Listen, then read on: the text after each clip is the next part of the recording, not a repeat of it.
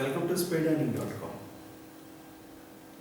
आज हम लोग देखेंगे कि ट्रेडर अल्टर F6 से जो ट्रेडिंग रिकॉर्ड देखता है, जो नेट पोजीशन देखता है, उसको सही समझ के निर्णय कैसे लेगा, क्योंकि ये एक ऐसी चीज़ है जिसमें कई गलतियां हो जाती है। तो अल्टर F6 से आप ट्रेडिंग रिकॉर्ड देखते रहें।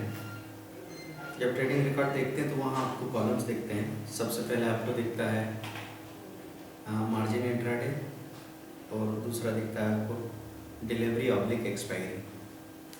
तो सेम डे खरीदा और बेचा हुआ पोजीशन आपको मार्जिन इंट्राडे में नज़र आता है। अगर आपने फ्यूचर या ऑप्शन में कुछ खरीदा हुआ है तो वो आपको डिलीवरी और एक्सपायरी में नज़र आता है। कैश में अगर आपने कोई डिलीवरी उठा के रखी है और वो डिमेट में रखी है, वो अलग से आपको कैलकुलेट करना पड़ेगा। तो इन कॉलम्स को समझें। बाय क्वांटिटी सिंबल के बाद में लिखा रहेगा बाय क्वांटिटी, कितना आपने खरीदा, सपोज 100 शेयर्स खरीदे। फिर बाय प्राइस क्या है, 200 रुपीज़ पे बाय किया। फिर सेल क्वांटिटी लिखी है 50 शेयर्स और उसको आपने बेचा है 210 पे। तो 50 शेयर्स आपकी नेट पोजीशन में बचेंगे। नेट पोजीशन से फिर आपको नेट रेट दिखाई देगा। ये जो 10 रुपये का फ़ायदा आपको हुआ है वो आपकी कॉस्ट में से निकल जाएगा। फिर एक चीज़ दिखेगी MTMV पोजीशन, मतलब ये टोटल माल कितने वैल्यू का है, ये जितने स्टॉक आपने रखे ये कितना पैसा इसमें एंगेज हो रहा है। और फिर आपको दिखता है MTM गेन एंड लॉस। ये सबसे इम्पोर्टेंट कॉलम है जहाँ पे आपको दिखता है कि आप कितना प्रॉफिट या लॉस हो रहा है, माइनस में नज़र आ रहा है या प्लस में नज़र आ रहा है। वहाँ देखते ही आप डिसीजन ले सकते हैं और वहीं से स्क्वायर अप कर सकते हैं पोजीशन को। तो अगर आपका इंट्राडे का टारगेट 1000 रुपये पर डे है और आपको वहाँ पे 900 साढ़े 900 रुपये दिख रहा है तो तत्काल वहीं से आप सेल कर दीजिए। मैं भी कि वह 1020 रुपया या 850 रुपया आपको मिल जाएगा। अब इसके बाद इस रिकॉर्ड से बाकी जो हमारा डेबिट क्रेडिट है इसको हम कैसे समझेंगे। सपोज़ आपका 10,000 रुपये का डेबिट चल रहा है, इसका मतलब ये नहीं कि 10,000 रुपये का नुकसान हो गया। आपको देखना होगा कि आपने अभी तक 50,000 रुपये का चेक दिया है, लेकिन जो स्टॉक होल्डिंग आपके पास रखा हुआ है आपके पुल अकाउंट में, ट्रेडिंग अकाउंट में, वो कितने वैल्यू का है। तो वो वैल्यू आपको दिख रही है 62,000। तो जब आप ये सारा माल बेचेंगे, सारे स्टॉक्स बेचेंगे, तो 62,000 आपके पास आ जाएंगे। एक्चुअली एक आउटलाइन है कि 62,000 का स्टॉक है। कल सुबह बाजार गैप अप या गैप डाउन खुल जाएगा तो हो सकता है कि वो 61,700 हो या 62,300 हो। तो एक आउटलाइन दिमाग में होनी चाहिए कि 62,000 के आसपास का माल है।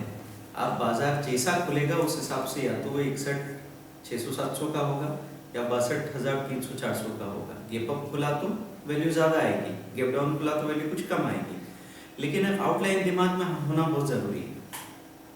अब इसमें से हम 10,000 रुपये का डेबिट जब चुका देंगे तो हमारे पास बच जाएंगे 52,000 रुपये। इस तरीके से आपकी नेट पोजीशन का पता लगता है। और इसके साथ ही आपको एक चीज़ का ध्यान रखना है कि कोई कॉल आपने कल 100 रुपये में परचेज़ किया और वो 140 रुपये पे बंद हो गया। 100 में परचेज़ किया, 140 पे बंद हो रहा है। 40 रुपीज़ का आपको प्रॉफिट दिख रहा था। अब नेक्स्ट डे जब बाज़ार ओपन होगा तो ये नेट पोजीशन में आपको दिखाएगा 140 का बाइंग, कल का क्लोजिंग वो बाइंग प्राइस की तरह दिखाएगा। और जब 130 खड़ा होगा तो आपको नज़र आएगा कि आपको निफ्टी में 10 पॉइंट्स का नुकसान हो रहा है। 75 का लॉट साइज है तो 750 रुपये का नुकसान नज़र आ रहा है। तो यहाँ कन्फ्यूजन हो जाता है ट्रेडर को, उसको लगता है मुझे नुकसान हो रहा है जबकि मैं तो कल प्रॉफिट में था। तो कल की क्लोजिंग से आपको बताया जा रहा है एक्सपायरी में, फ्यूचर एंड ऑप्शन में। जो कमोडिटी वाले हैं या stock market future and option वाले हैं वो इस बात को खास तौर से ध्यान दें, क्योंकि उनको एक्सपायरी की विंडो देखनी होगी। तो एक्सपायरी की विंडो में 130 पे चल रहा है तो आपको याद रखना है मेरी परचेसिंग 100 रुपये की है। तो यहाँ पे जो 10 पॉइंट का नुकसान दिखाया जा रहा है वो कल के क्लोज से है, लेकिन अगर मेरी 100 रुपये की बाइंग 130 चल रहा है तो मुझे सीधे सीधे 30 पॉइंट का फ़ायदा हो रहा है, तो मैं 2200 रुपये कमा रहा हूँ। ठीक है, तो इस तरीके से आपको ये हिसाब क्लियर रखना चाहिए, नहीं तो इस तरह की कन्फ्यूज़न में जब शॉक लगता है तो उल्टा सीधा काम कर बैठता है ट्रेडर। एक और बात यह है कि कोई चीज़ कल हमने खरीदी 100 में अब ये 130 दिख रहे, आपने 130 में सेल कर दिया। धीरे धीरे आपने देखा कि वो 130 का पुट बढ़ते बढ़ते 140, 150, 160, 170 चला गया, तो इंट्राडे में आपको लॉस दिखाया जाएगा कि 130 पे आपने बेचा है और वो अगर 40 पॉइंट वहाँ से बढ़ गया तो ये 40 पॉइंट आपके इंट्राडे के लॉस में दिखेंगे।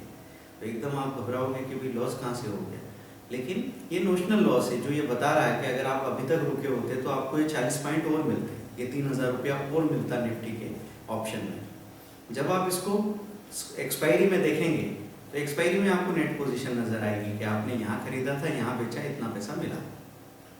तो अपने नेट पोजीशन को ठीक से देखना सीखें, और आपकी कैश होल्डिंग में अगर कुछ पोजीशन रखी है तो आपकी होल्डिंग की वैल्यू अभी आज का इंट्राडे का प्रॉफिट लॉस और बाकी डेबिट क्रेडिट को एडजस्ट करके आप अपनी नेट पोजीशन को समझते हैं।